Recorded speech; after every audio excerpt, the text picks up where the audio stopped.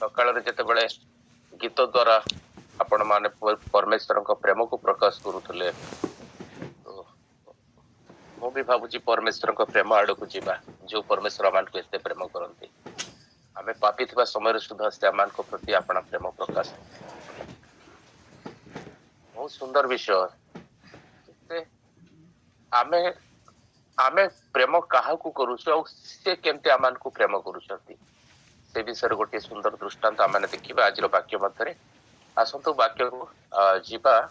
ଆଜି ଯେଉଁ ଅଂଶକୁ ଆମେ ଦେଖିବା ପାଇଁ ଯାଉଛୁ ତାକୁ ଆପଣମାନଙ୍କର ପବିତ୍ର ଧର୍ମଶାସ୍ତ୍ର ପରମ ଗୀତ ରୁ ଆମେ ଦେଖିବା। ଆଉ 2 ପର୍ବ ତାର ମାନେ କେବଳ 2ଟି ଅଂଶ ଦେଖିବା ପରମ ଗୀତରୁ। ଦୟାକରି ମୋ ସହିତ ଆପଣମାନେ ପାଠ କରିବେ ପରମ ଗୀତ। ମୁଁ ପଢୁଛି ପ୍ରଥମେ 1 ପର୍ବରୁ ତାର 5 ଆଉ 6 ପଦ, ତାପରେ ଆମେ 2 ପର୍ବକୁ ଯିବା। 1 ପର୍ବ 5 ଆଉ 6 ପଦରେ ଲେଖାଯାଉଛି, ଆଗୋ ଜେରୁସାଲମର କନ୍ୟାଗଣ ମୋ କେଦାରର ତମ୍ବୁ ତୁଲ୍ୟ, ସଲୋମନଙ୍କର ଯବନିକା ତୁଲ୍ୟ କୃଷ୍ଣବର୍ଣ୍ଣା ତଥାପି ସୁନ୍ଦରୀ। ମୁଁ କୃଷ୍ଣବର୍ଣ୍ଣା, ସୂର୍ଯ୍ୟ ମତେ ବିବର୍ଣ୍ଣା କରିଅଛି ବୋଲି ମୋ ପ୍ରତି କ୍ରୁଦୃଷ୍ଟି କର ନାହିଁ। ମୋ ମାତାର ସନ୍ତାନ ଗଣ ମୋ ପ୍ରତି କୁପିତ ହେଲେ, ସେମାନେ ମତେ ଦ୍ରାକ୍ଷା କ୍ଷେତ୍ର ସମୟର ରକ୍ଷିକା କଲେ, ମାତ୍ର ମୁଁ ନାଜ୍ୟ ଦ୍ରାକ୍ଷା କ୍ଷେତ୍ର ରକ୍ଷା କରି ନାହିଁ। ଦ୍ୱିତୀୟ ଅଂଶଟି ସେଇ 2 ପର୍ବରୁ ତାର 14 ଆଉ 15 ପଦ। ହେ ମୋର କପୋତି, ତୁମେ ଶୈଳର ଫାଟରେ ଗଡାନ୍ତି ସ୍ଥାନର ଅନ୍ତରାଳରେ ଅଛ, ମତେ ତୁମ ରୂପ ଦେଖିବାକୁ ଦିଅ, ମତେ ତୁମ ରବ ଶୁଣିବାକୁ ଦିଅ। ପ୍ରଭୁ ଏ ପଠିତ ଶାସ୍ତ୍ରାଂଶରେ ଆମମାନଙ୍କୁ ଶ୍ରବଣରେ ଆଶୀର୍ବାଦ କରନ୍ତୁ। ପ୍ରିୟ ପ୍ରଭୁଙ୍କର ଲୋକମାନେ, ମୋର ଭାଇ ଭଉଣୀ ମାନେ, ଆମେ ଯେତେବେଳେ ପବିତ୍ର ଧର୍ମଶାସ୍ତ୍ରକୁ ଅଧ୍ୟୟନ କରୁଛୁ, ଯେତେବେଳେ ଦେଖୁଛୁ, ଅଧିକାଂଶ ସମୟରେ ଆମେ ପରମ ଗୀତକୁ ପାଠ କରିନଥାଉ। ଆଉ ଯଦିଓ କେତେବେଳେ କେତେବେଳେ ପାଠ କରିଥାଉ, ସେତେବେଳେ ଆମେ ତାକୁ ବିଭିନ୍ନ ପ୍ରକାର ତର୍ଜମା କରିଥାଉ, ବିଭିନ୍ନ ଭାବରେ। ଯେହେତୁ ଆମେ ଭାବିଥାଉ ବୋଧହୁଏ ସେଇଟା ବୋଧେ ଆମର କିଛି ଆବଶ୍ୟକତା ହିଁ ନାହିଁ ପଢିବା ପାଇଁ, ଯେହେତୁ ସେଠି କଣ କଣ ସବୁ ବିଷୟ ଗୁଡାକ ଲେଖା ହେଇଛି। କିନ୍ତୁ ଯଦି ପରମ ଗୀତ କାହାଣୀକୁ ଆମେ ପଢିବା, ପରମ ଗୀତ ଯାହାକୁ ରାଜା ସଲୋମନ ଲେଖୁଛନ୍ତି, ଯୋଉ ସଲୋମନକୁ ପ୍ରଭୁ ସମସ୍ତ ପ୍ରକାର ଜ୍ଞାନ ଦେଇଥିଲେ, ଆଉ ଏପରି ଜ୍ଞାନ ହୁଏତ ତାଙ୍କ ସମୟରେ ପୃଥିବୀରେ ସେପରି ଆଉ କେହି ଜ୍ଞାନୀ ନଥିଲେ, ହୁଏତ ସେପରି ତାଙ୍କ ସମୟରେ ଆଉ କେହି ପୃଥିବୀରେ ସେମିତି ଧନୀ ବି ନଥିଲେ। ଯେହେତୁ ପରମେଶ୍ୱର ଯେତେବେଳେ ସଲୋମନକୁ କହିଥିଲେ ସଲୋମନ ଆମ ନିକଟରେ ମାଗ ବୋଲି, ସଲୋମନ ଇଚ୍ଛା କଲେ ଯେ ପ୍ରଭୁ ତୁମର ଲୋକମାନଙ୍କୁ କେମିତି ମୁଁ କଢାଇ ନେବି, ତୁମର ଲୋକମାନଙ୍କୁ କେମିତି ମୁଁ ପ୍ରତିପାଳନ କରିବି, ତୁମ ଲୋକମାନଙ୍କ ନିମନ୍ତେ ମତେ କେବଳ ଜ୍ଞାନ ଦରକାର। ତ ପ୍ରଭୁ କେବଳ ଜ୍ଞାନ ଦେଲେ ନାହିଁ ସଲୋମନକୁ, ତାଙ୍କୁ ଐଶ୍ୱର୍ଯ୍ୟ ବି ଦେଲେ, ତାଙ୍କୁ ସମ୍ଭ୍ରମ ବି ଦେଲେ, ତାକୁ ଭୋଗ କରିବା ପାଇଁ ସେ ଧନ ସମ୍ପତ୍ତି ତାଙ୍କୁ ଆୟୁଷ ମଧ୍ୟ ଦେଲେ ପ୍ରଭୁ। ତ ସେଇ ସଲୋମନ ଯଦି ଆମେ ପ୍ରଥମ ରାଜାବଳୀ ତାର 11 ପର୍ବ ଆଉ 42 ପଦ ପଢୁ, ତାହେଲେ ସେଇଠି ଏଇ ପ୍ରକାର ଲେଖାଯାଉଛି। ପ୍ରଥମ ରାଜାବଳୀ ତାର 11 ପର୍ବ 42 ପଦରେ, ଯେ ସଲୋମନ 40 ବର୍ଷ ପର୍ଯ୍ୟନ୍ତ ଜେରୁସାଲେମରେ ସମୁଦ୍ର ଇସ୍ରାଏଲ ଉପରେ ରାଜ୍ୟ କଲେ। 40 ବର୍ଷ ପର୍ଯ୍ୟନ୍ତ ସେ ରାଜା ହେଇକି ରହିଲେ। କିନ୍ତୁ ସେଇ ସଲୋମନଙ୍କର ତାଙ୍କର ଯୋଉ ଜୀବନର କାହାଣୀ ଆମମାନଙ୍କୁ ସ୍ତମ୍ଭୀଭୂତ କରିଦେବ। କାହିଁକି ନା 11 ଅଧ୍ୟାୟର ଆରମ୍ଭରେ ଲେଖାଯାଉଛି, ସଲୋମନ ରାଜା ଫାରୋଙ୍କ କନ୍ୟା ଛଡା ମୋୟାବୀୟ, ଅମୋନୀୟ, ଇଦୋମୀୟ, ସିଦୋନୀୟ ଓ ହିତୀୟ ଅନେକ ବିଦେଶୀ ସ୍ତ୍ରୀ ମାନଙ୍କୁ ପ୍ରେମ କଲେ। ଏଇ ଗୋଷ୍ଠୀ ମାନଙ୍କ ବିଷୟରେ ସଦାପ୍ରଭୁ ଇସ୍ରାଏଲ ସନ୍ତାନ ମାନଙ୍କୁ କହିଥିଲେ, ତୁମାନେ ସେମାନଙ୍କ ମଧ୍ୟ ଯିବ ନାହିଁ, କି ଅବ ସେମାନେ ତୁମାନଙ୍କ ମଧ୍ୟକୁ ଆସିବେ ନାହିଁ, କାରଣ ସେମାନେ ନିଶ୍ଚୟ ଆପଣା ଦେବଗଣ ପ୍ରତି ତୁମାନଙ୍କ ମନକୁ ବିପଦ କରିବେ। ସଲୋମନ ଏମାନଙ୍କ ପ୍ରତି ପ୍ରେମରେ ଆସକ୍ତ ହେଲେ, ଆଉ ଏତେ ପ୍ରେମରେ ସେ ଆସକ୍ତ ହେଲେ ଯେ ତାଙ୍କ ବିଷୟରେ ଲେଖାଯାଉଛି ତାଙ୍କର 700 ରାଜପତ୍ନୀ ଥିଲେ, 300 ଉପପତ୍ନୀ ଥିଲେ, ଆଉ ଏଇ ପତ୍ନୀ ମାନେ ସବୁ ତାଙ୍କର ମନକୁ ବିପଥଗାମୀ କଲେ। ଯେତେବେଳେ ସଲୋମନ ବୁଢା ହେଇଯାଉଛନ୍ତି, ତାଙ୍କ ପ୍ରତି ଏପରି ଘଟୁଛି ଯେ ସେଇ ସ୍ତ୍ରୀ ମାନେ ସେମାନେ ସମସ୍ତେ ତାଙ୍କ ଦେବଗଣ ପ୍ରତି ତାଙ୍କର ମନକୁ ବିପଥଗାମୀ କରୁଛନ୍ତି। ତ ଦାଉଦଙ୍କ ପରି ତାଙ୍କ ଅନ୍ତଃକରଣ ଆଉ ସିଦ୍ଧ ହଉନାହିଁ ପରମେଶ୍ୱରଙ୍କ ପ୍ରତି। ସିଦୋନୀୟ ମାନଙ୍କର ଦେବୀ ଅଷ୍ଟାରୋତର, ଅମୋନୀୟ ମାନଙ୍କର ଘୃଣା ଯୋଗ୍ୟ ମିଲକମର ପଶ୍ଚାଦଗାମୀ ସେ ହେଉଛନ୍ତି। ଯାହା ସଦାପ୍ରଭୁଙ୍କ ଦୃଷ୍ଟିରେ ମନ୍ଦ ତାହା ସେ କରୁଛନ୍ତି। ମୋୟାବର ଘୃଣା ଯୋଗ୍ୟ କମଳ ଦେବତା, ଅଲୋକ ଦେବତା ସବୁ ସେ ତିଆରି କରୁଛନ୍ତି। 9 ପଦରେ ଆସିଲେ ଯଦି ଦେଖିବୁ ଆମେ ସେଠି ଲେଖାଯାଉଛି ସଲୋମନ ପ୍ରତି ପରମେଶ୍ୱର କ୍ରୁଦ୍ଧ ହେଲେ। ତାଙ୍କ ଅତକଣ ସଦାପ୍ରଭୁ ଇସ୍ରାଏଲର ପରମେଶ୍ୱରଠାରୁ ବିମୁଖ ହେଇଗଲା। ସଦାପ୍ରଭୁ ତାଙ୍କୁ ଯଦିଓ 2 ଥର ଦର୍ଶନ ଦେଇଥିଲେ। ଏ ହେଉଛନ୍ତି ସେ ସଲୋମନ। ଆଉ ଏଇ ସଲୋମନ ତାଙ୍କ ପୁଅ ରିହବ୍ୟାମକୁ ରାଜ୍ୟ ଦେଇଦେଲେ। ତାଙ୍କ ପୁଅ ରିହବ୍ୟାମକୁ ମଧ୍ୟ ରାଜା କଲେ, ଯୋଉଟା ତାଙ୍କ ଦୃଷ୍ଟିରେ ସେ ଭାବୁଛନ୍ତି ଭଲ ବୋଲି, କିନ୍ତୁ ପରମେଶ୍ୱର ଦୃଷ୍ଟିରେ ଠିକ ନଥିଲା। ଆମେ ଏଇଠି ଖାଲି ଜାଣିବା ପାଇଁ ଯାଉଛୁ ପରମ ଗୀତକୁ ଯିବା ପୂର୍ବରୁ ଯେ କୋଉ ପରିସ୍ଥିତିରେ କୋଉ ଅବସ୍ଥାରେ ପରମ ଗୀତକୁ କିଏ ଲେଖିଛନ୍ତି। କେତେକ ଭାବୁଛନ୍ତି ଯେ ପରମ ଗୀତଟା ହୁଏତ ସଦାପ୍ରଭୁ ଏବଂ ଇସ୍ରାଏଲ ଲୋକମାନଙ୍କ ବିଷୟରେ ପ୍ରକାଶ କରୁଛି। କେତେକ ହୁଏତ ଭାବୁଛନ୍ତି ଯେ ପରମ ଗୀତଟା ଗୋଟେ ମେଷପାଳକ, ଗୋଟେ ମେଷପାଳିକା ବିଷୟରେ ଲେଖାଯାଇଛି। କେତେକ କହୁଛନ୍ତି ଯେ ଏଇଟା ସଲୋମନଙ୍କର ନିଜର କାହାଣୀ, ଯେହେତୁ ସେ ପ୍ରାୟ 700 ଇଏ 300 1000 ବିବାହ କରିଛନ୍ତି। ସବୁଠୁ ପୃଥିବୀରେ ବୋଧେ ବେଶୀ ବିବାହ ସେ କରିଛନ୍ତି, ତ ସେଟା ବୋଧେ ତାଙ୍କ ନିଜର କାହାଣୀ। କିନ୍ତୁ ଯଦି ବାଇବେଲକୁ ଆମେ ଦେଖୁ ତ ବାଇବେଲ ଆମକୁ କଣ ପ୍ରକାଶ କରୁଛି? ଜେରେମିୟା କହୁଛନ୍ତି ତାର 2 ପର୍ବ ଆଉ 2 ପଦରେ, ଯଦି ଆମେ ଜେରେମିୟା ପୁସ୍ତକକୁ ଯାଉ ଆଉ ତାର 2 ପର୍ବ 2 ପଦ ପଢୁ, ସେଠି ଏ କଥା ଲେଖାଯାଉଛି,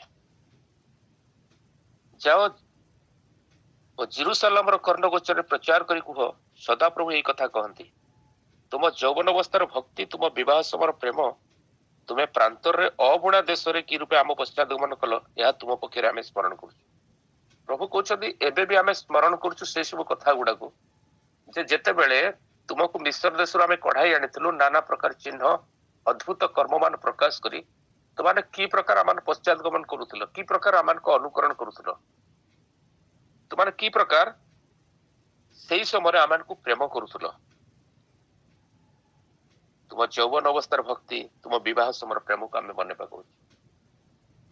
କେବେ କେବେ ଆମେ ଯେତେବେଳେ ପରମେଶ୍ୱରଙ୍କ ନିକଟକୁ ଆସିଥାଉ, ପ୍ରଥମେ ଆମମାନଙ୍କର ତାଙ୍କ ପ୍ରତି ଯୋଉ ଭକ୍ତି, ତାଙ୍କ ପ୍ରତି ଯୋଉ ଭୟ, ତାଙ୍କ ପ୍ରତି ଯୋଉ ପ୍ରେମ ଧୀରେ ଧୀରେ ଉଣା ପଡିଯାଉଛି, ଧୀରେ ଧୀରେ କମି ଯାଉଛି। ବର୍ତ୍ତମାନ ଏମିତି ଗୋଟେ ଅବସ୍ଥାକୁ ଆମେ ଆସିଛୁ ଯେ ପରମେଶ୍ୱରଙ୍କୁ ଆମେ ଭଲ ପାଇପାରୁନାହୁଁ।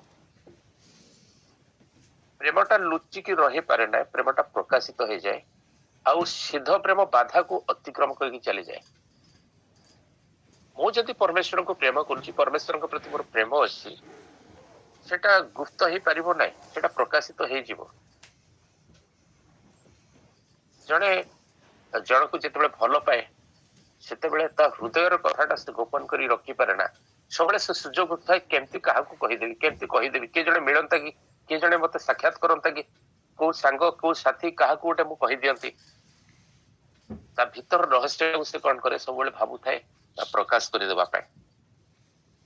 ଏଇଠି ପରମେଶ୍ୱର ସଦାପ୍ରଭୁ ଜେରୁସାଲେମ ଏବଂ ଇସ୍ରାଏଲର ସନ୍ତାନ ମାନଙ୍କୁ ସ୍ମରଣ କରିବା ପାଇଁ ଚାହୁଁଛନ୍ତି ଯେ ପୂର୍ବ ପରି ତୁମର ଯୋଉ ମୋ ପ୍ରତି ଥିଲା ପ୍ରେମ, ତୁମ ମୋ ପ୍ରତି ଥିବା ଭକ୍ତି ଆଉ ନାହିଁ, ଯୋଉଟା ଆଗେ ଥିଲା। ବର୍ତ୍ତମାନ ସେ ଦେଖିବା ପାଇଁ ପାରୁନାହାନ୍ତି ସେଇଟା। ଦ୍ୱିତୀୟ କଥା ଯଦି ଆମେ ଦେଖିବା, 2 କରନ୍ଥୀ ତାର 11 ପର୍ବ 2 ପଦ, 2 କରନ୍ଥୀ ତାର 11 ପର୍ବ ଆଉ 2 ପଦ, ସେଠି ଲେଖାଯାଉଛି, କାରଣ ଈଶ୍ୱରଙ୍କ ବିଷୟକ ଉଦ୍ଯୋଗରେ ମୁଁ ତୁମାନଙ୍କ ନିମନ୍ତେ ଉଦ୍ଯୋଗୀ ହେଲି, ଯେଣୁ ମୁଁ ତୁମାନଙ୍କୁ ସତୀ କନ୍ୟା ସଦୃଶ ଏକ ସ୍ୱାମୀ ଠାରେ ଅର୍ଥାତ୍ ଖ୍ରୀଷ୍ଟଙ୍କ ଠାରେ ସମର୍ପଣ କରିବା ନିମନ୍ତେ ବାଗଦାନ କରିଅଛି। ଏଠି ଖ୍ରୀଷ୍ଟ ଏବଂ ଗୋଟେ କନ୍ୟା, ମଣ୍ଡଳୀକୁ କନ୍ୟା ଆଉ ଖ୍ରୀଷ୍ଟଙ୍କୁ ବର ସହିତ ତୁଳନା କରାଯାଉଛି। ଏଫିସି ପୁସ୍ତକ ଯଦି 5 ପର୍ବ ତାର 25 ରୁ 27 ମଧ୍ୟ ଯାଉ ଆମେ, ସେଠି ମଧ୍ୟ ବହୁତ ସୁନ୍ଦର ଭାବରେ ଲେଖାଯାଉଛି। ଏଫିସି ଆଉ ତାର 5 ପର୍ବ ପଢୁଛି, ଆପଣ ମାନେ ଟିକେ ଶୁଣନ୍ତୁ, ତାପରେ ଆମେ ବିଷୟବସ୍ତୁ ଆଡକୁ ଯିବା। 5 ପର୍ବ 25 ରୁ 27 ରେ, ହେ ସ୍ୱାମୀ ମାନେ ଖ୍ରୀଷ୍ଟ ଯେପରି ମଣ୍ଡଳୀକୁ ପ୍ରେମ କଲେ, ତୁମାର ମଧ୍ୟ ସେଇପରି ଆପଣ ଆପଣ ସ୍ତ୍ରୀ ମାନଙ୍କୁ ପ୍ରେମ କର, ସେ ତ ତା ନିମନ୍ତେ ଆପଣଙ୍କୁ ଉତ୍ସର୍ଗ କଲେ। ଯେପରି ବାକ୍ୟ ଓ ଜଳ ପ୍ରକ୍ଷାଳନ ଦ୍ୱାରା ସେ ତାହାକୁ ପରିଷ୍କାର କରି ପବିତ୍ର କରନ୍ତି, ଯେପରି ମଣ୍ଡଳୀ ନିଷ୍କଳଙ୍କ ନିଖୁନ୍ତ ସମସ୍ତ ପ୍ରକାର ଦୋଷ ରହିତ ହୋଇ ପବିତ୍ର ଓ ଅନିନ୍ଦନୀୟ ହୁଏ, ଆଉ ଏଇପରି ଗୌରବମୟ ଅବସ୍ଥାରେ ସେ ତାହାକୁ ଆପଣା ନିକଟରେ ଉପସ୍ଥିତ କରନ୍ତି। ଏଇଟା ଥିଲା ପ୍ରଭୁଙ୍କର ଇଚ୍ଛା, ଏଇଟା ଥିଲା ପାଉଲଙ୍କର ଇଚ୍ଛା, ଯେ ତା ମଣ୍ଡଳୀ ଯେ ପ୍ରକାର ପ୍ରଭୁଙ୍କ ଛାମୁରେ ଉପସ୍ଥିତି ହବ, ଗୋଟେ ଦୋଷ ରହିତ ହେଇ, ଗୋଟେ ନିଷ୍କଳଙ୍କ ଅବସ୍ଥାରେ, ଗୋଟେ ନିଖୁନ୍ତ ଅବସ୍ଥାରେ। ଏଇଠି ମଧ୍ୟ ଯୋଉ ସମ୍ପର୍କଟା ବିଷୟରେ ଲେଖାଯାଉଛି, ଏଠି ଗୋଟେ ସ୍ୱାମୀ ସ୍ତ୍ରୀର ସମ୍ପର୍କ ଉପରେ ଲେଖାଯାଉଛି। ଖ୍ରୀଷ୍ଟ ଆଉ ମଣ୍ଡଳୀର ସମ୍ପର୍କଟା ଗୋଟେ ସ୍ୱାମୀ ସ୍ତ୍ରୀର ସମ୍ପର୍କ ଉପରେ ଲେଖାଯାଉଛି। କିନ୍ତୁ ଯଦି ତାର ଶେଷ ଆଡକୁ ଆମେ ଦେଖିବା, ଆମେ ଖାଲି ଏଇ ଅଂଶଟିକୁ ଦେଖୁ ବୋଲି ବୁଝିପାରିନଥାଉ। ଶେଷ ଆଡକୁ ଯଦି ଦେଖିବେ, ଲେଖାଯାଉଛି 31-32 ପଦରେ, ଏଇ କାରଣରୁ ପୁରୁଷ ପିତାମାତାଙ୍କୁ ପରିତ୍ୟାଗ କରି ନିଜ ସ୍ତ୍ରୀ ଠାରେ ଆସକ୍ତ ହେବ, ଆଉ ସେ ଦୁହେଁ ଏକାଙ୍ଗ ହେବେ। ଆମେ ଏଇ ପର୍ଯ୍ୟନ୍ତ ପଢିଥାଉ, କିନ୍ତୁ 32 ପଦ ଆମେ ପଢିନଥାଉ। ଏଇଠି ପାଉଲ ସ୍ପଷ୍ଟ ଭାବରେ କହୁଛନ୍ତି, ଏହା ଗୋଟିଏ ଅତି ନିଗୁଢ ତତ୍ଵ, କିନ୍ତୁ ମୁଁ ଖ୍ରୀଷ୍ଟ ଓ ମଣ୍ଡଳୀ ସମ୍ବନ୍ଧରେ ଏହା କହୁଅଛି।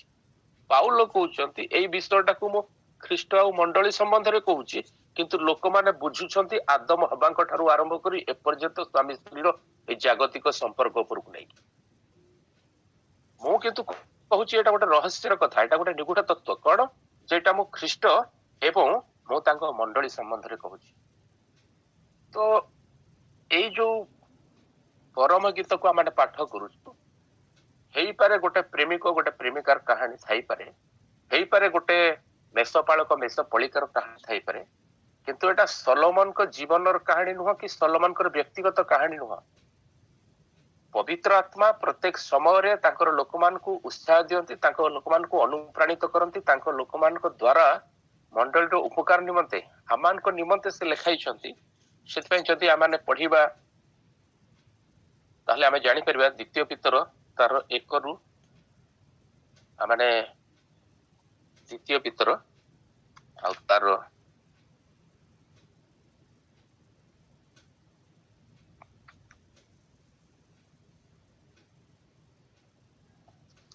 ଦ୍ୱିତୀୟ ପିତରକୁ ଆସନ୍ତୁ, ତାର 1-20 ଆଉ 21 ପଦ ମୁଁ ପଢୁଛି।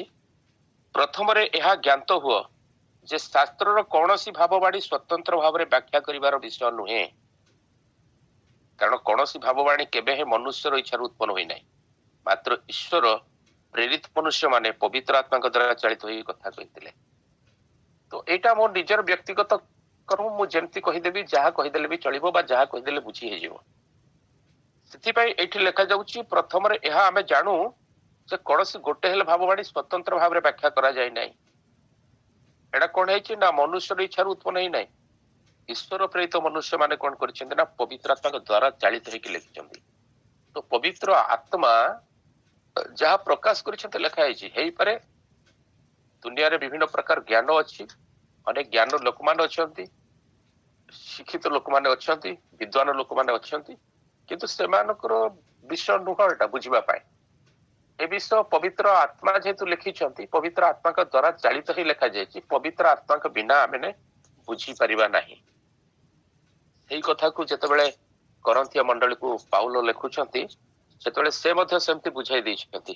କରନ୍ଥୀୟ ମଣ୍ଡଳୀକୁ ଯେତେବେଳେ ପାଉଲ ଲେଖୁଛନ୍ତି, ପ୍ରଥମ ଅଧ୍ୟାୟ 2 ପର୍ବ ତାର 11-12 ପଦରେ ସେ ସେଇ କଥା କହୁଛନ୍ତି ଯେ, କାରଣ ମନୁଷ୍ୟର ବିଷୟ ସବୁ ମନୁଷ୍ୟ ଠାରେ ଥିବା ଆତ୍ମା ବିନା ଆଉ କିଏ ଜାଣେ, ସେହିପରି ମଧ୍ୟ ଈଶ୍ୱରଙ୍କ ବିଷୟ ସବୁ ଈଶ୍ୱରଙ୍କ ଆତ୍ମା ବିନା ଆଉ କେହି ଜାଣେ ନାହିଁ।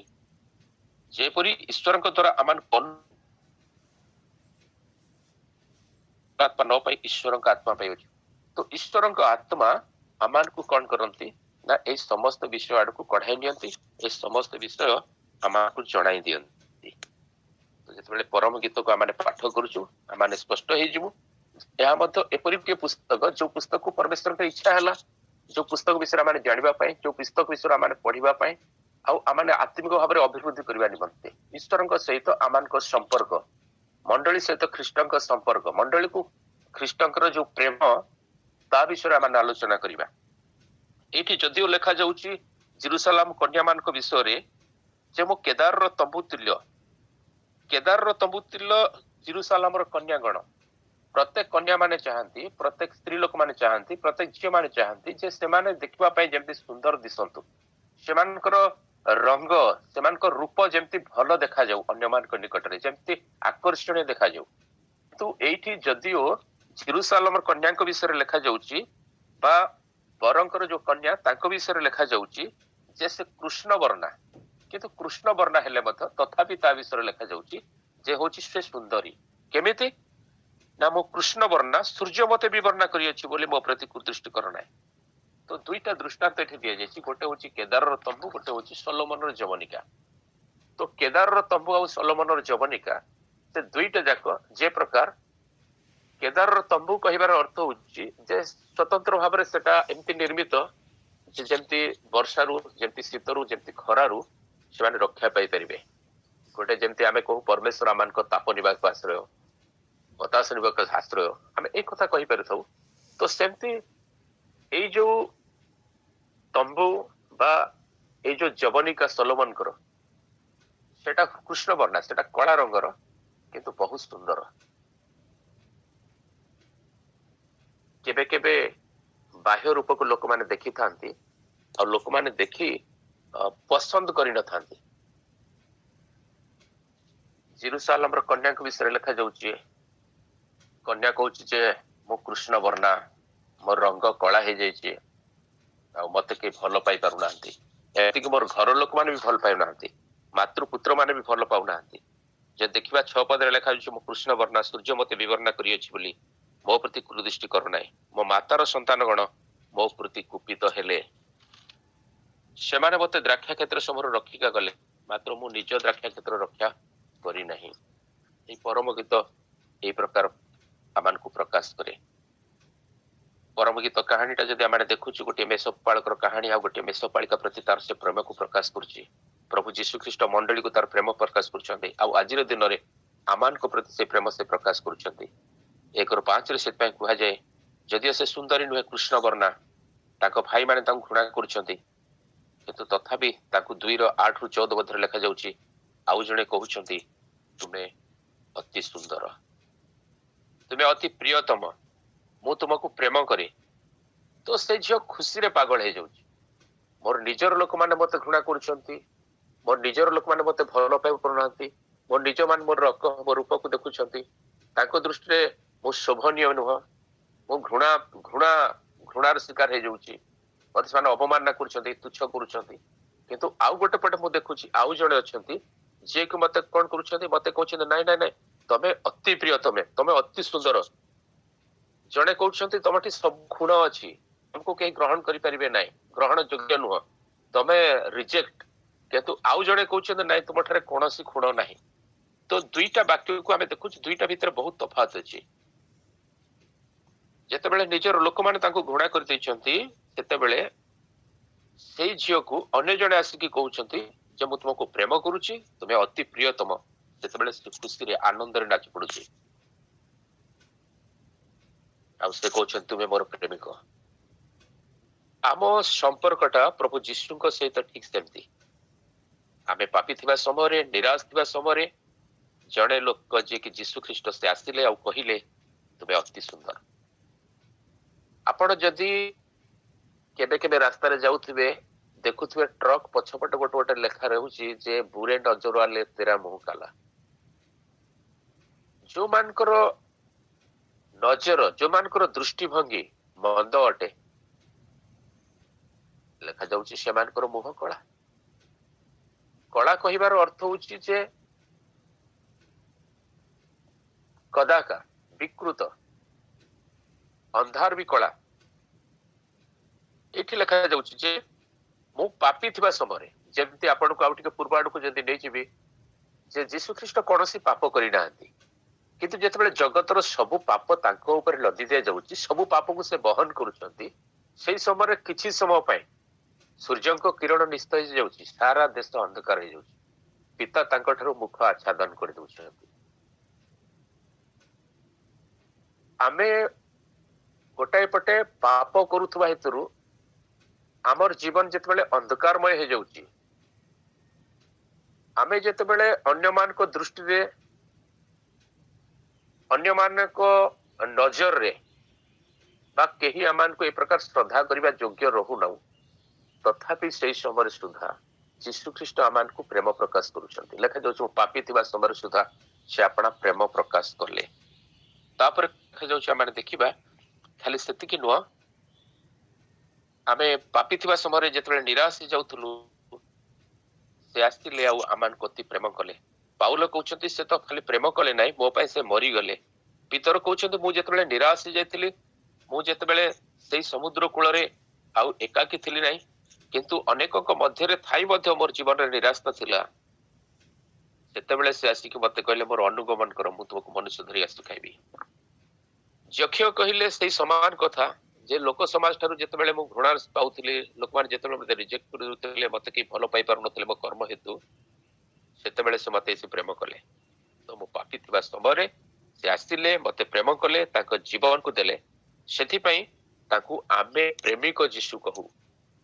ବିନା ସର୍ତ୍ତରେ ସେ ଆମକୁ ପ୍ରେମ କଲେ, ଆମ ପାଇଁ ନିଜ ଜୀବନକୁ ବଳି କଲେ।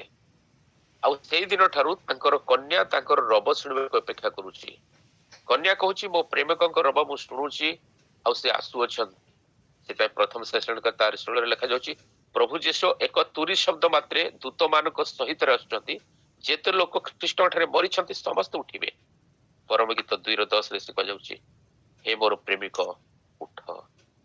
ତ ଯୀଶୁ ତାଙ୍କ ଆଗମନ ସମୟରେ ଏଇଟା କରିବେ, କିନ୍ତୁ ତା ପୂର୍ବରୁ 2ର ଯେତେବେଳେ ଆମେ 14ରେ ଦେଖୁଛୁ ଯେ କପୋତ ଗୋଟାଏ ପାହାଡର ବା ଗୋଟାଏ ପଥରର ଫାଟ ସ୍ଥାନରେ ଲୁଚିକି ରହୁଛି, କାରଣ ସେ ଭୟଭୀତ ହେଇଯାଉଛି। ଯୁଦ୍ଧର ଯୋଉ ଅଶାନ୍ତିର ଜଗତ ଭିତରକୁ ଡରି ଯାଉଛି, ସେ ଲୁଚିକି ରହିଯାଉଛି। ଆଜି ବିଶ୍ୱାସୀର ଜୀବନ ଠିକ ସେଇଆ। ଯେତେବେଳେ ଦୁଃଖ ଆସୁଛି, ଯେତେବେଳେ ସମସ୍ୟା ଆସୁଛି, ସେତେବେଳେ ସେ ଭାବୁଛି ବୋଧହୁଏ ସବୁ କିଛି ଶେଷ ହେଇଯିବ, ସେ ଡରି ଯାଉଛି। ସେଥିପାଇଁ ଏଇ ସ୍ଥାନରେ ଏଇ କଥା ଲେଖାଯାଉଛି ଯେ ହେ ମୋର କପୋତି, ତୁମେ ଶୈଳର ଫାଟରେ ଗଡନ୍ତି ସ୍ଥାନର ଅନ୍ତଳାରେ ଅଛ, ମତେ ତୁମର ରୂପ ଦେଖିବା ପାଇଁ ଦିଅ। କେବେ କେବେ ଆମେ ପରମେଶ୍ୱରଙ୍କ ଠାରୁ ମୁଖ ଆଚ୍ଛାଦନ କରିଦେଇଥାଉ। ଆମେ ଭାଇଥାଉ ନା ଆଉ ପରମେଶ୍ୱରଙ୍କ ନିକଟକୁ ଯିବି ନାହିଁ, ଆଉ ସହଭାଗିତାରେ କିଛି ପ୍ରୟୋଜନ ନାହିଁ, ପ୍ରାର୍ଥନା କରିବା କିଛି ଦରକାର ନାହିଁ। କାହିଁକି ନା ଆମମାନଙ୍କ ପ୍ରତି ଆମମାନଙ୍କର ସମୟଟା ଅନୁକୂଳ ହେଇନଥାଏ।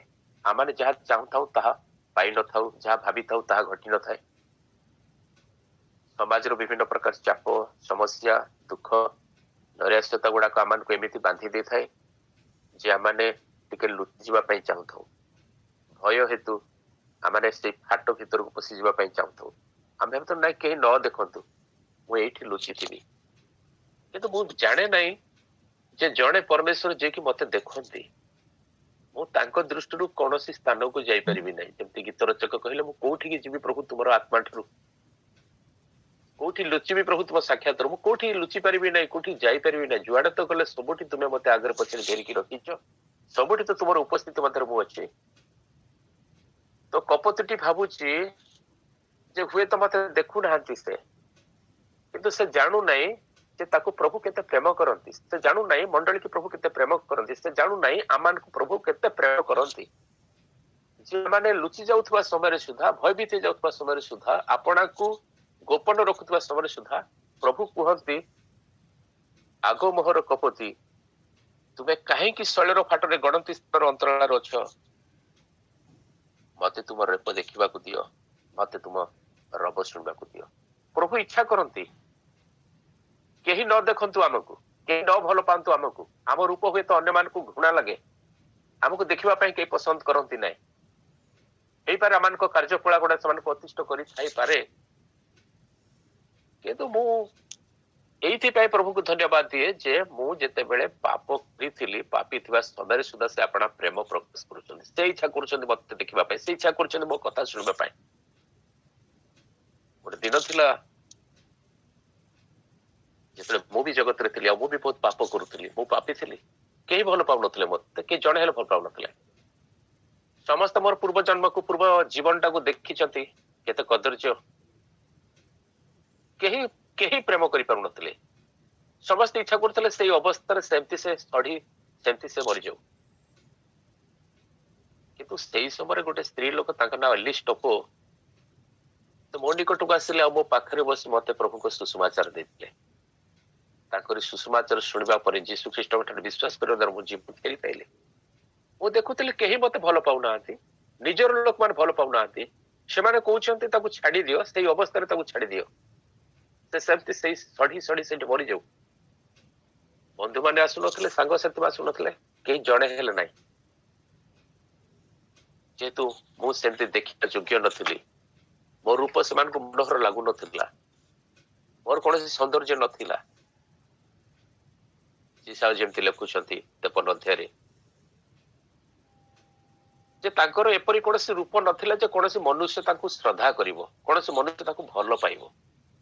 ଠିକ ସେମିତି ଗୋଟେ ବିଶ୍ୱାସୀର ଜୀବନ, ପ୍ରଭୁଙ୍କ ଠାରେ ଲାଗିକି ରହିଥିବା ଗୋଟେ ପରିବାରର ଜୀବନ, ଗୋଟେ ମଣ୍ଡଳୀର ଜୀବନ, ମାଣ୍ଡଳିକ ଭାବରେ ଆମ ସମସ୍ତଙ୍କର ଜୀବନ ହଉଛି ସେଇଆ। ଆମେ ଯେତେବେଳେ ଲୁଚି ଯାଉ, ଛପି ଯାଉ, ଡରି ଯାଉ, ଭୟଭୀତ ହେଇଯାଉ, ପ୍ରାର୍ଥନାକୁ ଆସୁନା, ସବାଇତାକୁ ଆସୁନା, ସଙ୍ଗତିରେ ବଢୁନାଉ, ଆମେ ଭାବୁଛୁ ବୋଧହୁଏ ଏଇଟା ଗୋଟେ ସୁରକ୍ଷିତ ସ୍ଥାନ, ଏଇଠି ଲୁଚିଯିବି। ପ୍ରଭୁ କହୁଛନ୍ତି ନାଇଁ, ମତେ ତୋର ରୂପ ଦେଖିବା ପାଇଁ ଦେ, ମୁଁ ଦେଖିବା ପାଇଁ ଚାହୁଁଛି ତତେ, ତୋ ରବ ଶୁଣିବା ପାଇଁ ଚାହୁଁଛି। ସେଦିନ ଏଦନ ଉଡ୍ଡୟନରେ ପ୍ରଭୁ ଇଚ୍ଛା କରୁଥିଲେ ଆଦମ ହବା ଆସନ୍ତୁ, ତାଙ୍କ ସହିତ ସହଭାଗିତା ରଖନ୍ତୁ। ସେ ଦେଖୁଛନ୍ତି ସେମାନେ ଆସୁନାହାନ୍ତି, ସେଥିପାଇଁ ସେ ନାଁ ଧରି ଡାକୁଥିଲେ ଆଦମ ତମେ କୋଉଠାରେ ବୋଲି। ଆଜି ଆମେ କୋଉଠି ଅଛୁ ଆଉ ପ୍ରଭୁଙ୍କ ରବ ଆମମାନଙ୍କୁ କଣ କହୁଛି? ପ୍ରଭୁ କହୁଛନ୍ତି ତୁମ ରବ ସୁମିଷ୍ଟ ଓ ତୁମ ରୂପ ମନୋହର। କିଏ କହିଲା ତୁମେ ମନୋହର ନୁହଁ?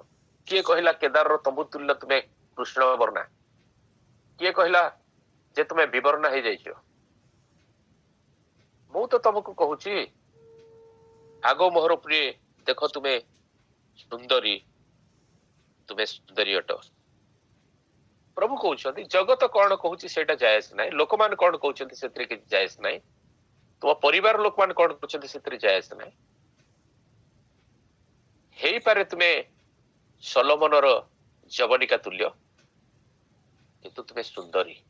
ଗୋଟେ ପଟେ ତୁମକୁ କଳା ରଙ୍ଗ ସହିତ ତୁଳନା କରାଯାଉଛି, ତୁମ ରୂପକୁ ଭଲ ପାଉନାହାନ୍ତି, କେହି ପ୍ରଶଂସା କରୁନାହାନ୍ତି, କେହି ଚାହୁଁନାହାନ୍ତି, ତୁମକୁ ମର୍ଯ୍ୟାଦା ଦଉନାହାନ୍ତି, ଏପରିକି ତମକୁ ରିଜେକ୍ଟ କରିଦଉଛନ୍ତି ଏବଂ ଦ୍ରାକ୍ଷା କ୍ଷେତ୍ରରେ ରକ୍ଷିକା କରି ରଖିବା ପାଇଁ ଚାହୁଁଛନ୍ତି ସମସ୍ତେ।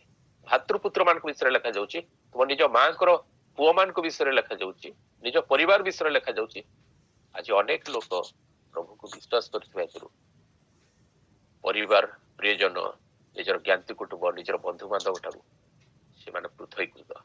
ଲୋକମାନେ ଭଲ ପାଆନ୍ତି ନାହିଁ, ଏ ଗୋଟିଏ ନାମ ସକାଶେ। ସବୁ ବିଷୟ ଭଲ, କିନ୍ତୁ ଗୋଟେ ବିଷୟ ସେମାନେ କୁହନ୍ତି, ଭାରି ଦୁଃଖ ଲାଗେ। ଥରେ ଆମ ଗାଁର ଗୋଟେ ମିସ୍ତ୍ରୀ କାମ କରିବା ପାଇଁ ଯାଇଥିଲେ ଅନ୍ୟ ଗୋଟେ ଗାଁକୁ, ଆଉ ସେଇଠିକାର ଲୋକମାନେ ଯୋଉମାନେ ସୁଷମାଚାର ଶୁଣିଛନ୍ତି ସେମାନେ ଦିନେ ମୋ ବିଷୟରେ ପଚାରୁଛନ୍ତି ଯେ ଭାଇ ଆପଣଙ୍କ ଗାଁ କୋଉଠି? ସେ ଯେତେବେଳେ କହିଲେ ଆମ ଗାଁ ନେଇକି ଏଇ ଗାଁରେ ଆମ ଘର, ସେମାନେ ପଚାରୁଛନ୍ତି ଆପଣ ଦୟାନିଧି ସାହୁକୁ ଜାଣିଛନ୍ତି? ହଁ ଜାଣିଛୁ। ଭଲ ଭାଇ ଜଣେ। ବିଶ୍ୱାସୀ ମାନେ ପଚାରୁଛନ୍ତି ଯେ ସେ ଜଣେ ଭଲ ଭାଇ।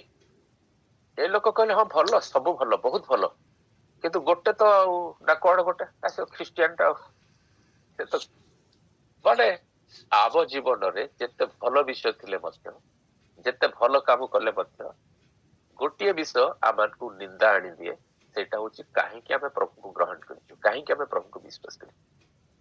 ସେମାନେ ଜାଣନ୍ତି ନାହିଁ ଯେ ପ୍ରଭୁକୁ ଜାଣିଥିବା ଲୋକ ମନରେ ଯୋଉ ଆନନ୍ଦ, ଯୋଉ ଖୁସି, ଯୋଉ ଶାନ୍ତି ଅଛି ସେଟା ଅନ୍ୟ କାହାଠାରେ ନାହିଁ। ସେଥିପାଇଁ ସେମାନଙ୍କ ଦ୍ୱାରା ଆମେ କଣ ହେଇଯାଉଛୁ? ଘୃଣିତ ହେଇଯାଉଛୁ, ନିନ୍ଦିତ ହେଇଯାଉଛୁ, ଅପମାନିତ ହେଇଯାଉଛୁ, ବା ତୁଚ୍ଛୀକୃତ ହେଇଯାଉଛୁ, ବା ସେମାନେ ଆମମାନଙ୍କୁ ତ୍ୟାଗ କରିଦଉଛନ୍ତି, ରିଜେକ୍ଟ ହେଇଯାଉଛୁ। ଆମେ ଆମଠାରୁ କୌଣସି ମୂଲ୍ୟ ହିଁ ରହୁନି ତାଙ୍କ ସମ୍ମୁଖରେ, ତାଙ୍କର ନିକଟରେ ଆମର କୌଣସି ମୂଲ୍ୟ ନାହିଁ। ଆମେ ଗୋଟେ ବର୍ଜ୍ୟ ବସ୍ତୁ ପରିକା ତାକୁ ଲାଗୁଛୁ। କିନ୍ତୁ ଗୋଟାଏ ପଟେ ନିଜର ଅବସ୍ଥାକୁ ଦେଖି ଯେତେବେଳେ ଆମେ କଣ କରୁ? ଭୟଭୀତ ହେଇଯାଉଛୁ, ବା ନିଜକୁ ଦେଖି ଯେତେବେଳେ ଆମେ ଭାବୁଛୁ ସତରେ କଣ ମୁଁ ଏମିତିକା ଲୋକଟା, ସତରେ କଣ ମୋ ଠାରେ ଏମିତି କୌଣସି ବିଷୟ ନାହିଁ, କେହି ମତେ ଭଲ ପାଉନାହାନ୍ତି। ପ୍ରଭୁ ସେତେବେଳେ କହୁଛନ୍ତି ନାଇଁ, ଜଣେ ଅଛନ୍ତି ଯେ କି ତୁମକୁ ପ୍ରେମ କରନ୍ତି, ଯେ କି ତୁମକୁ ଭଲ ପାଆନ୍ତି, ଯେ କି ତୁମକୁ ଛାଡନ୍ତି ନାହିଁ, ଯେ ତୁମ ରୂପ ଦେଖନ୍ତି ନାହିଁ, ଯେ ତୁମକୁ ବାହ୍ୟ ରୂପକୁ ଦେଖନ୍ତି ନାହିଁ। ସେଥିପାଇଁ ତ ସେଦିନ ସେ ସେଇ କଥା କହିଥିଲେ ସାମୁଏଲକୁ ଯେ ସାମୁଏଲ ତମେ ଦାଉଦଙ୍କ ପରିବାରକୁ ଯାଉଛ, ଯିଶିଙ୍କ ପୁଅ ମାନଙ୍କ ଭିତରୁ ଜଣକୁ ରାଜା କରିବା ପାଇଁ ଚାହୁଁଛ, କିନ୍ତୁ ତମେ ତ ତମ ମନ ଇଚ୍ଛାରେ ତମେ ଭାବୁଛ ବୋଧେ ଏ ରାଜା ହବ, ସେ ରାଜା ହବ, ସେ ରାଜା ହବ। ନାଇଁ ନାଇଁ, ତମେ ଯାହାକୁ ମନରେ ଭାବୁଛ ଆମେ ସେମିତି ନାହିଁ। କାହିଁକି ନା ଆମେ ସେମାନଙ୍କୁ ରିଜେକ୍ଟ କରୁଛୁ। ମନୁଷ୍ୟ କେବଳ ବାହ୍ୟ ରୂପେ ଦେଖେ, ଆମେ ଅନ୍ତଃକରଣ ଦେଖୁଛୁ। ପରମେଶ୍ୱର ଜାଣନ୍ତି ତାଙ୍କ ପ୍ରତି ଆମମାନଙ୍କର ମନ କେମିତି, ଆମମାନଙ୍କ ଅନ୍ତଃକରଣ କେମିତି ଅଛି। ସେଥିପାଇଁ ସେ କହୁଛନ୍ତି ଯେ ତୁମ ରବ ଶୁଣିବାକୁ ମତେ ଭଲ ଲାଗେ, ତୁମେ କାହିଁକି ରବ ଶୁଣାଉ ନା? ତାର ଅର୍ଥ ତୁମେ କାହିଁ ପ୍ରାର୍ଥନା କରୁନାଉ ମୋ ସହିତରେ? ବହୁତ ଆଗରୁ ତ ବହୁତ ଭଲ ପାଉଥିଲ ମତେ, ବହୁତ ପ୍ରେମ କରୁଥିଲ ମତେ, ନୂଆ ନୂଆ ପ୍ରଭୁଙ୍କ ନିକଟକୁ ଆସୁଥିଲ, କେତେ ବାଇବେଲ ପଢୁଥିଲ, ଗୋଟେ ଗୋଟେ ପୁରା ପୁସ୍ତକ ସାରି ଦଉଥିଲ, କିନ୍ତୁ ଏବେ ତ ଗୋଟେ ଅଧ୍ୟାୟ ପଢିକି ଚୁପ ହେଇଯାଉଛ, କଥା କହିବା ପାଇଁ ଚାହୁଁନା। ମୁଁ ତ ତମକୁ ଦେଖିବା ପାଇଁ ଚାହୁଁଛି, କିନ୍ତୁ ତମେ କାହିଁକି ଆତ୍ମଗୋପନ କରୁଛ? ତମେ କାହିଁ ଲୁଚି ଯାଉଛ? କଣ ହେଇଛି ତମର? ତମେ କଣ ଭାବୁଛ ତମଠି ପାପ ଅଛି ବୋଲି ମୁଁ ତୁମକୁ ଘୃଣା କରି ଛାଡିକି ଚାଲିଯିବି? ପାପ ତୁମକୁ ବିକୃତ କରିଦେଇଛି, ପାପ ତୁମକୁ କଦାକୃତ କରିଦେଇଛି, ପାପ ତୁମ ଜୀବନକୁ ଅନ୍ଧକାରମୟ କରିଦେଇଛି, ସେଥିପାଇଁ ମୁଁ ତୁମକୁ ଘୃଣା କରିବି? ନାଇଁ, ମୁଁ ତ ସେଥିପାଇଁ ଏ ଜଗତକୁ ଆସିଛି, ତୁମକୁ ପ୍ରେମ କରିବା ପାଇଁ ଆସିଛି। ତୁମେ ପାପୀ ଥିବା ସମୟରେ ସୁଦ୍ଧା ତୁମକୁ ପ୍ରେମ କରିବା ପାଇଁ ମୁଁ ଆସିଛି, ତୁମ ପାଇଁ ମୃତ୍ୟୁଭୋଗ କରିବା ପାଇଁ। ମତେ ଶୁଣାଅ, ତୁମ ରବ ମୁଁ ଶୁଣିବା ପାଇଁ ଚାହୁଁଛି, ମତେ ତୁମ ରୂପ ଦେଖିବା ପାଇଁ ମୁଁ ଚାହୁଁଛି। ତୁମେ କାହାଠାରୁ ଆତ୍ମଗୋପନ କରିବ? ଏବେ ବି ସମୟ ଅଛି ତାଙ୍କ ନିକଟକୁ ଫେରି ଆସିବା ପାଇଁ, ତାଙ୍କ ନିକଟରେ ନିଜର ପାପକୁ ସ୍ୱୀକାର କରିଦେବା ପାଇଁ, ତାଙ୍କ ନିକଟରେ ପାପକୁ ସ୍ୱୀକାର କରି ଛାଡିଦେବା ପାଇଁ। କାରଣ ପାପ ଆମମାନଙ୍କର ମନକୁ ଅନ୍ଧକାର କରିଦିଏ, ଆଉ ମନ ଯଦି ଅନ୍ଧକାର ହେଇଯିବ ତାହେଲେ ଆମମାନଙ୍କର ସାରା ଶରୀର ଅନ୍ଧକାରମୟ ହେଇଯିବ। ସେଥିପାଇଁ ଏଠି ପ୍ରଭୁ କହୁଛନ୍ତି ସେମାନେ ହୁଏତ ତୁମକୁ ଘୃଣା କରିପାରନ୍ତି ମୋ ନାମ ସକାଶେ, ସେମାନେ ତୁମକୁ ତୁଚ୍ଛ କରିପାରନ୍ତି, ମୁଁ ତ କହୁଛି ତୁମେ ସର୍ବାଙ୍ଗ ସୁନ୍ଦରୀ, ସବୁଠୁ ସୁନ୍ଦର ତୁମେ ମୋ ଦୃଷ୍ଟିରେ, ସବୁଠୁ ଭଲ ତୁମେ ମୋ ଦୃଷ୍ଟିରେ। ସେଥିପାଇଁ ମୋ ପାଖକୁ ଆସିବା ପାଇଁ ସଂକୋଚ କର ନାହିଁ, ମତେ ତୁମ ରୂପ ଦେଖିବା ପାଇଁ ସଂକୋଚିତ କର ନାହିଁ, ବା ମତେ ତୁମ କଥା କହିବା ପାଇଁ, ରବ ଶୁଣିବା ପାଇଁ ଡର ନାହିଁ। ମୁଁ ଶୁଣିବା ପାଇଁ ଚାହେଁ ତୁମ ରବ, କିଏ ଶୁଣୁ ବା ନ ଶୁଣୁ, ମୁଁ ଶୁଣିବା ପାଇଁ ଚାହୁଁଛି। ଆଜି ଆମେ ଆମ ରବ ପରମେଶ୍ୱରଙ୍କୁ ଶୁଣାଇବା କି? ସବୁବେଳେ ଆମେ ତାଙ୍କ ଠାରୁ ଶୁଣିଥାଉ। ଏବେ ଶୁଣାଇବାର ସମୟ ଆସୁଛି ଯେ ଆମେ ରବ ଶୁଣାଇବୁ ତାଙ୍କୁ, ସେ ଶୁଣିବା ପାଇଁ ଚାହାନ୍ତି, ପ୍ରାର୍ଥନା କରିବୁ। ଆମେ ଅବହେଳିତ ହେଇଯାଇଛୁ, ଆମେ ନିଜ ପରିବାର ଦ୍ଵାରା ତାଡିତ ହେଇଯାଇଛୁ, ଆମେ ଆମକୁ ପରିବାରରୁ ବାହାର କରିଦଉଛନ୍ତି, ଦାକ୍ଷା କ୍ଷେତ୍ର ରକ୍ଷିକା କରି ଦଉଛନ୍ତି। କରନ୍ତୁ ସେମାନେ, ଘୃଣା କରନ୍ତୁ ସେମାନେ, ନିଜର ଲୋକମାନେ ସେମାନେ କରୁଛନ୍ତି, ଘୃଣା କରନ୍ତୁ। କିନ୍ତୁ ଆମମାନଙ୍କ ପ୍ରଭୁ ଅଛନ୍ତି। ସେଥିପାଇଁ ପ୍ରଭୁ କହୁଛନ୍ତି ତୁମ ରବ ସୁମିଷ୍ଟ, ତୁମ ରୂପ ମନୋହର। କିଏ କିଏ କୁହନ୍ତି ଆମର ସ୍ୱର କର୍କଶ ସ୍ୱର, ଭଲ ଲାଗେ ନାହିଁ। କିଏ କିଏ କୁହନ୍ତି ହେ କଣ ଗୋଟେ ଗାଇଲା। କିନ୍ତୁ ଏଇଠି ଆମେ ଦେଖୁଛୁ ଯେ ପ୍ରଭୁ କେତେ ମହାନ। ସେ କହୁଛି ନାଇଁ ନାଇଁ ନାଇଁ, ତୁମ ରବ ସୁମିଷ୍ଟ, ବହୁତ ବଢିଆ, ବହୁତ ଭଲ। କେବେ କେବେ ଆମେ ଗୀତ ଗାଇବା ପାଇଁ ମଧ୍ୟ କୁଣ୍ଠାବୋଧ କରିଥାଉ। ଆମେ ଭାବିଥାଉ ନାଇଁ ମୋ ସ୍ୱର ତ ଭଲ ନାହିଁ, ମୁଁ କାହିଁ ଗାଇବି, କିଏ ଶୁଣିବ ନାହିଁ। କିନ୍ତୁ ପ୍ରଭୁ କହୁଛନ୍ତି ମୁଁ କାହା ପାଇଁ ଗାଉଛି? ମୁଁ ତାଙ୍କ ପାଇଁ ଗାଉଛି, ମନୁଷ୍ୟ ପାଇଁ ଗାଉ ନାହିଁ। ପରମେଶ୍ୱରଙ୍କୁ ସନ୍ତୁଷ୍ଟ କରିବା ନିମନ୍ତେ, ପରମେଶ୍ୱରଙ୍କୁ ଗୌରବ ଦେବା ନିମନ୍ତେ ମୁଁ କରୁଛି। ସେଟା ମୋର ସ୍ୱର ଭଲ ହଉ କି ନ ହଉ, ମୋ ସ୍ୱର ଦ୍ଵାରା ଯାହା ମତେ ପ୍ରଭୁ ଦେଇଛନ୍ତି ତ ଦ୍ୱାରା ମୁଁ ପରମେଶ୍ୱରଙ୍କର ଗୌରବ କରିବି। ମୋ ସ୍ୱର ତାଙ୍କୁ ପସନ୍ଦ ଲାଗୁଛି, ମୋ ସ୍ୱର ତାଙ୍କୁ ଭଲ ଲାଗୁଛି, ତାଙ୍କୁ ମିଠା ଲାଗୁଛି। ହେଇପାରେ ମୋର ସ୍ୱରଟା ରୁକ୍ଷ, ତାଙ୍କୁ ଭଲ ଲାଗୁଛି। ଦ୍ୱିତୀୟ ବିଷୟ ହଉଛି ମୋ ରୂପ ହୁଏତ ଅନ୍ୟକୁ ଘୃଣା ଲାଗୁଛି, ତାଙ୍କୁ ଭଲ ଲାଗୁଛି। ସେ ତ ଦେଖିବା ପାଇଁ ଚାହୁଁଛନ୍ତି ମତେ, ମୁଁ ତାଙ୍କ ସମ୍ମୁଖକୁ ଆସିବା ଉଚିତ। ତାଙ୍କ ସମ୍ମୁଖରୁ ପଳାୟନ କରିବିନି। କାହିଁକି ପଳାୟନ କରିବି? ଆଦମ କାହିଁକି ପଳାୟନ କରୁଥିଲା ତାଙ୍କ ସମ୍ମୁଖରୁ? ପାପ ହେତୁରୁ। ସେଥିପାଇଁ ତ ଆଦମ ଆଉ ପରମେଶ୍ୱର ଏଇ ଦୁଇ ଜଣଙ୍କ ଭିତରେ ପାପଟା ବାଧା ଦେଲା, ବା ପାପଟା ଗୋଟେ ପ୍ରାଚୀର ହେଇକି ଠିଆ ହେଇଗଲା, ଯୋଉଥିପାଇଁ ମନୁଷ୍ୟ ପରମେଶ୍ୱରକୁ ଆଉ ସାକ୍ଷାତ ଦେଖିପାରିଲା ନା। ଆଉ ପରମେଶ୍ୱରଙ୍କ ଛାମୁରୁ ସେ ପଳାୟନ କଲା। ଆଉ ସେଇଟାକୁ ଲେଖାଯାଉଛି, ସେଟା ହଉଛି ଗୋଟେ ମୃତ୍ୟୁ ସହିତ ତୁଳନୀୟ କରାଗଲା ସେଠି। ପରମେଶ୍ୱରଙ୍କ ଠାରୁ ମନୁଷ୍ୟ ବିଚ୍ଛିନ୍ନ ହେଇଯିବାଟା ହଉଛି ଗୋଟେ ମୃତ୍ୟୁ, ଯୋଉଟାକୁ ଅପବିତ୍ର କାହାଣୀରେ ସାନ ପୁଅ ବିଷୟରେ ଲେଖାଯାଉଛି। ବାପା କହୁଛନ୍ତି ଯେ ମୋ ପୁଅଟା ମରି ଯାଇଥିଲା, ଏବେ ଫେରି ଆସିଲା। ତାର ଅର୍ଥ ହଉଛି ଆତ୍ମିକ ଭାବରେ ମୃତ୍ୟୁ କରିବାଟା। ଆଜି ପାପ ଆମମାନଙ୍କ ଜୀବନକୁ ସେମିତି ବିକୃତ କରିଦଉଛି, ପାପ ଆମମାନଙ୍କ ଜୀବନକୁ ସେମିତି ଅନ୍ଧକାରମୟ କରିଦଉଛି ଯେ ଆମମାନଙ୍କ ଠାରୁ ତେଜ ରହୁନି, ପ୍ରକାଶନ ରହୁନି। आमने जमती कला रंग को श्रद्धा करूना लोक माने भल पाऊना गोटे से गोटे कन्या विषय लिखा जाऊँ गोटे झील कौन कला रंग बोली मत पसंद करूना मत भल पाऊना मत देखी घृणा कर दौरान नाक टेकी दौरान किंतु प्रभु कहते ना से घृणा कर नाक टेकुंट से तुम मूल्य बुझुना किंतु मु जानी तुम्हें मो पाई कौन तुम्हें मो पाई बहुमूल्य मु तुमको प्रेम करुच्ची आउ तुम्हें मो दृष्टि कौन ना अत्यंत सुंदर तुम ठारे आउ कौन खुण नाही जिते जड़े लोक प्रभु जीशु निकट पलि आसे निजर पाप को स्वीकार कर दिए से प्रभु तार सबु पाप को क्षमा कर दियंती ताकि गोटे हेले भी कौन खुणर विषय रखती ना से तो पाउल कहले मंडली को सेमती गोटे अवस्था से कृष्ण निकट में उपस्थित होगा देखिए से कहले मु तुमको वाग्दान कर देछि मंडली मु तुमको कौन कर देछि प्रभु जीशु ख्रीष्ट सहित वाग्दान कर करने निमंते तुमको तुम्हें जमी एक पति ठार आसक्त कि रही परमेश्वर ठार जमी तुम्हें से संपूर्ण मन रे दोष न तुम भीतर कौन दाग न तुम ठारे कौन निंदार विषय कहीं पाइबे ना जमी गोटे सिद्ध अवस्था गोटे पवित्र अवस्था से उपस्थित हो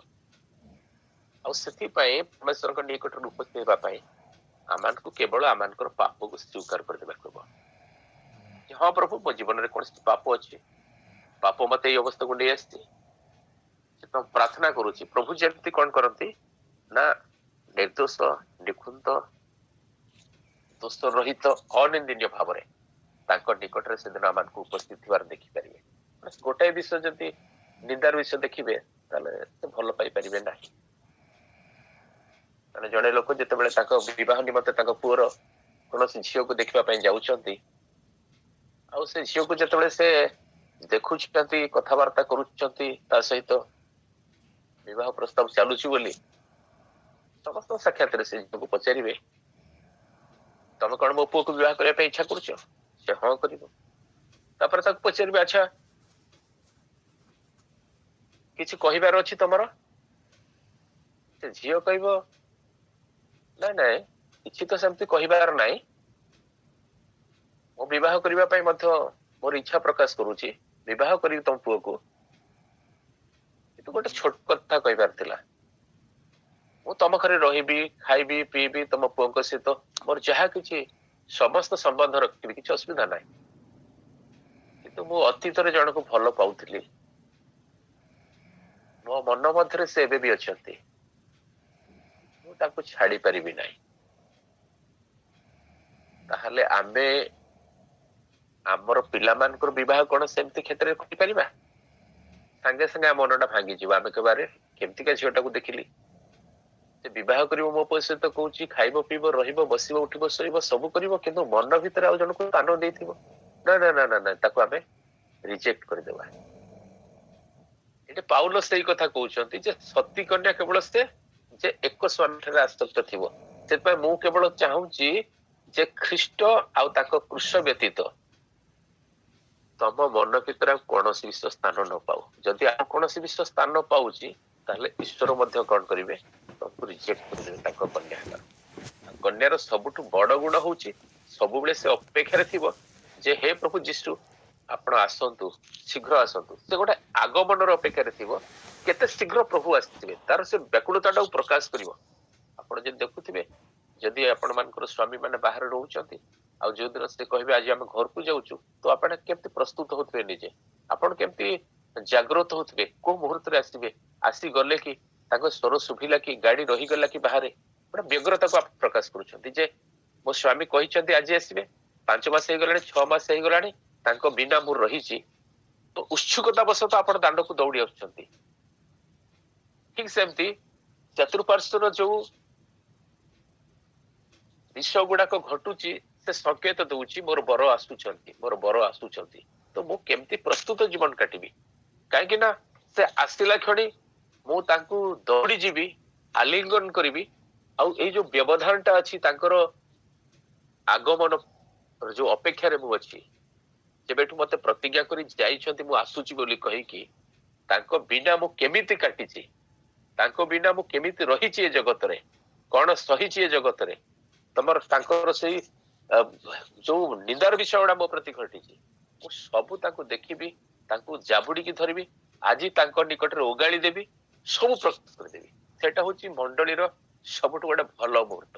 ମଣ୍ଡଳୀ ସେଇ ଅପେକ୍ଷାରେ ଅଛି ଯେ ବର ଆସିବେ, କନ୍ୟା ତାଙ୍କୁ ଆଲିଙ୍ଗନ କରିବ, କନ୍ୟା ତାଙ୍କୁ କହିବ ଯେ ମୁଁ କେମିତି ତୁମ ବ୍ୟତୀତ ପ୍ରଭୁ ଏ ଜଗତରେ ବଞ୍ଚିଥିଲି, ଆଉ ମୋ ନିଜକୁ କେମିତି ଗୋଟେ ସତୀ କନ୍ୟା ସଦୃଶ୍ୟ ମୁଁ କେମିତି ସୁରକ୍ଷିତ ରଖିଛି।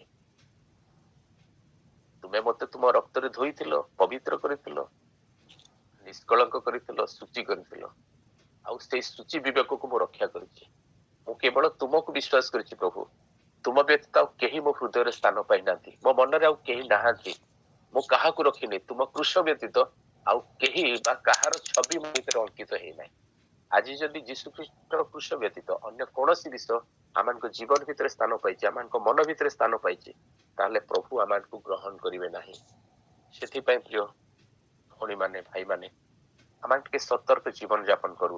ଆଜି ଅନେକ ବିଷୟ ଗୁଡାକ ଏଇ ଜଗତରେ ଘଟୁଛି, ଆସୁଛି ଆମମାନଙ୍କ ଜୀବନକୁ, ଯାହା ଯୀଶୁ ଖ୍ରୀଷ୍ଟଙ୍କ କୃଷ ଠାରୁ ଆମମାନଙ୍କ ଚକ୍ଷୁକୁ ଦୂରକୁ ନେଇଯାଉଛି, ଆମମାନଙ୍କ ଜୀବନକୁ ଦୂରକୁ ନେଇଯାଉଛି। ଆମେ କୃଷର ମୂଲ୍ୟକୁ, କୃଷର ବିଷୟକୁ ବୁଝିବାରେ ଅବହେଳା କରିଦଉଛି। ଯୋଉ ଖ୍ରୀଷ୍ଟ ପ୍ରେମ କରୁଥିବା ହେତୁ ଆମ ପାଇଁ ଆପଣାର ଜୀବନ ଦେଲେ, ଅଭିଷିକ୍ତ ହେଲେ ମଧ୍ୟ ସେ ଅଭିଶାପକୁ ବହନ କରି ଅଭିଶପ୍ତ ହେଇଗଲେ। ସମସ୍ତଙ୍କ ସାକ୍ଷାତରେ ମୋର ପାପକୁ କ୍ଷମା କରି, ମୋର ଦୋଷକୁ କ୍ଷମା କରି, ମୋର ନିନ୍ଦାର ବିଷୟକୁ ଦୂର କରି ଯେ ମତେ ପ୍ରେମ କରୁଛନ୍ତି ବୋଲି ପ୍ରକାଶ କଲେ। ସମସ୍ତ ସ୍ୱରକୁ ବନ୍ଦ କରିଦେଇ ତାଙ୍କ ସ୍ୱର ସେ ତୋଳିଲେ। ଯେ ଲୋକମାନେ ଯେତେବେଳେ ଘୃଣା କରୁଛନ୍ତି, ସେ କହିଲେ ନାଇଁ ମୁଁ ତୁମକୁ ପ୍ରେମ କରୁଛି, ତୁମେ ଅତି ସୁନ୍ଦର, ମତେ ଆଉ ଥରେ ତୁମ ରୂପ ଶୁଣିବା ପାଇଁ ଦିଅ, ଆଉ ଥରେ ତୁମ ରୂପ ଦେଖିବା ପାଇଁ ଦିଅ। ଆଜି ଆମେ ଭୟ କରିବୁ ନାହିଁ, ପରମେଶ୍ୱରଙ୍କ ଚରଣ ତଳକୁ ଆସିବୁ, ପରମେଶ୍ୱରଙ୍କ ଉବୁଡ ହେବୁ, ପରମେଶ୍ୱରଙ୍କୁ କହିବୁ ପ୍ରଭୁ ଆଉ ମୁଁ ଲୁଚିବି ନାହିଁ, ଆଉ ମୁଁ ଭୟଭୀତ ହେବି ନାହିଁ, ଆଉ ମୁଁ କୌଣସି ବିଷୟରେ ଚିନ୍ତିତ ହେବି ନାହିଁ। ମୋ ରୂପ ଯାହା ବି ହଉନା କାହିଁକି, ମୋର ଅବସ୍ଥା ଯାହା ହଉନା କାହିଁକି, ମୋର ପରିବାର, ମୋର ପ୍ରିୟଜନ, ମୋର ବନ୍ଧୁ ବାନ୍ଧବ ମତେ ଯାହା ଭାବନ୍ତୁ ନା କାହିଁକି, ତୁମକୁ ଜାଣିଥିବା ହେତୁରୁ, ତୁମକୁ ପ୍ରେମ କରୁଥିବା ହେତୁରୁ ମତେ ସେମାନେ ତ୍ୟାଗ କରିଦଉଛନ୍ତି, ଦିଅନ୍ତୁ। କିନ୍ତୁ ମୁଁ ଜାଣୁଛି ଗୋଟେ ଦିନ ଆସୁଛି ପ୍ରଭୁ, ଏ ଭାବବାଣୀ ନିଶ୍ଚୟ ସଫଳ ହେବ, ଆଉ ସମସ୍ତଙ୍କ ସାକ୍ଷାତରେ ମତେ ସେଇ କଥା ତୁମେ କହିବ ଯେ ଏବେ ବି ମୁଁ ତୁମକୁ ପ୍ରେମ କରୁଛି, ତୁମେ ମୋ ଦୃଷ୍ଟିରେ ବହୁମୂଲ୍ୟ, ତୁମେ ସର୍ବାଙ୍ଗ ସୁନ୍ଦରୀ, ତମଠାରେ କୌଣସି ଖୁଣ ନାହିଁ। ପ୍ରଭୁ ଆମମାନଙ୍କୁ ଆଶୀର୍ବାଦ କରନ୍ତୁ। ଆମେ ପ୍ରତ୍ୟେକ ଏ ପ୍ରାତ ସମୟରେ ଗୋଟେ ଛୋଟ ଅଂଶକୁ ମନେ ପକାଇବା ଯେ ସମସ୍ତ ଜଗତ ଗୋଟାଏ ପଟେ, ଆଉ ମୋ ପ୍ରଭୁ ଯୀଶୁ ଗୋଟାଏ ପଟେ। ସମସ୍ତ ଜଗତ ମତେ ତ୍ୟାଗ କରିଛନ୍ତି, ପ୍ରଭୁ ଯୀଶୁ ମତେ ଗ୍ରହଣ କରିଛନ୍ତି। ସମସ୍ତେ ଘୃଣା କରୁଛନ୍ତି, ସେ ମତେ ପ୍ରେମ କରୁଛନ୍ତି।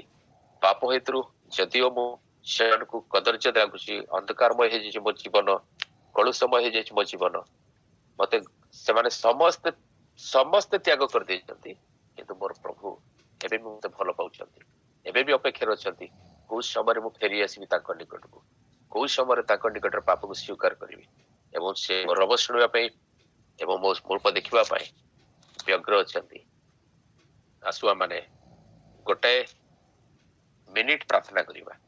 ପ୍ରଭୁ ଆମେ ତୁମକୁ ଧନ୍ୟବାଦ ଦଉଛୁ, ତୁମର ଗୌରବ, ତୁମର ପ୍ରଶଂସା କରୁଛୁ ଯେ ମୁଁ ପାପୀ ଥିବା ସମୟରେ ସୁଦ୍ଧା ତୁମେ ମତେ ପ୍ରେମ କଲ। ମୁଁ ତ ଭାବୁଥିଲି ପ୍ରଭୁ ସବୁ ଲୋକମାନଙ୍କ ପରି ତୁମେ ମତେ ଘୃଣା କରୁଥିବ, ଅବସ୍ଥାକୁ ଦେଖି, ମୋର ଜୀବନକୁ ଦେଖି। ଯେହେତୁ ପ୍ରଭୁ ମୁଁ ତୁମକୁ କଷ୍ଟ ଦେଇଛି, ନିନ୍ଦା ଦେଇଛି, ଦୁଃଖ ଦେଇଛି ପ୍ରଭୁ, କିନ୍ତୁ ପ୍ରଭୁ ସେଇ ସମୟରେ ସୁଦ୍ଧା ତୁମେ ମତେ ପ୍ରେମ କଲ, ଆପଣା ପ୍ରେମକୁ ସପ୍ରମାଣ କଲ, ଆପଣା ପୁତ୍ରଙ୍କ ରକ୍ତ ଦ୍ଵାରା ମୋର ପାପ ସବୁକୁ ଧୋଇଦେଲ, ପରିଷ୍କାର କଲ। ଅନ୍ୟମାନେ ଯେତେବେଳେ ମତେ ଦ୍ରାକ୍ଷାୟତରେ ରଖିକି ଆହୁରି ଭାବିଲେ ପ୍ରଭୁ, ବର୍ଜ୍ୟବସ୍ତୁ ପରି ଫିଙ୍ଗିଦେଲେ, ମୁଁ ତାଙ୍କର ଗ୍ରହଣ ଯୋଗ୍ୟ ହେଇପାରିଲାନି, ଘୃଣା ଯୋଗ୍ୟ ହେଇଗଲି, ମୋ ଠାରୁ ମୁଖ ଫେରାଇ ନେଲେ ସେମାନେ। ତୁମେ ସେତେବେଳେ ଇଚ୍ଛା କରୁଛ ମୋର ମୁଖ ଦେଖିବା ପାଇଁ, ସେମାନେ ମୋ କଥା ଶୁଣିବା ପାଇଁ ପସନ୍ଦ କଲେ ନାହିଁ, ତୁମେ ଇଚ୍ଛା କରୁଛ ମୋର କଥା ଶୁଣିବା ପାଇଁ। ମୁଁ ଏଇ ସବୁ ପାଇଁ ମୁଁ ତୁମକୁ ଧନ୍ୟବାଦ ଦଉଛି।